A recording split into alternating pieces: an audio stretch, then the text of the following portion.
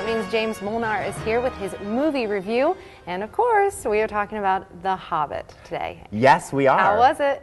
It was really good. Yep. And I always like to tell people that this is kind of Peter Jackson's child. And whenever he comes back to the Lord of the Rings franchise, you know it's going to be good because he knows what he's doing. And he's kind of been entrusted. Whether or not J.R.R. Tolkien would like what he's adapting is questionable since Tolkien is no longer with us. But what I see in this movie is kind of a director's cut. Maybe it could have been edited down a little because it is almost 3 hours, but what you find is a really fascinating story, and fans of Lord of the Rings are going to love this, I think, especially fans of kind of the extended cuts. Because you have, as you see here, you have Bilbo Baggins.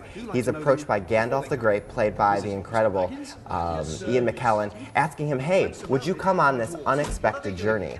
And so we're kind of, Gandalf is older, and he tells us about this tale of how he went on this journey. The dwarves were kind of taken away from their home by a dragon who is now the new inhabitant of their mountain, and they want to reclaim their homeland. They're not sure if the dragon is still there, but after many years, they want to figure out how to get there. And Bilbo is a small hobbit, and he can maybe help them stealthily figure out if that dragon is still in there. All right, so 4 out of 5 stars. That's good from you. Yeah, that's and I great. mean, this movie is visually stunning. Everything about it in the technical realm is just beautiful, and sometimes you almost take that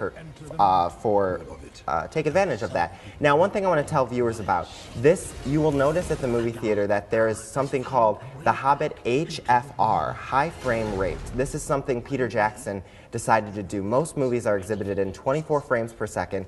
He decided to film it in 48 frames per second, so twice the standard. And some theaters aren't even equipped to handle it. But for Rave, Franklin Park, and Fallen Timbers are showing this in that high frame rate. It might be a little dizzying at first. I haven't seen it because I wasn't able to see a screening with that. Oh, okay. But if you're looking for something that's really clean and smooth, HFR. HFR is probably the way to go with this movie. The Hobbit, that's great. And of course, it's going to do very well. It's expected to break all December records, isn't it, for movies? Most likely. And the only sad thing about this is that the continuation, you're going to have to wait 1 year for the next one, and then 2 more years for the third one before the story really pays off. All right, real quick, we want to talk about Golden Globe nominations. Yeah, I was just telling you last week, I said Matthew McConaughey would probably be nominated for Magic Mike or even some of the other work he's been in this year, and he wasn't.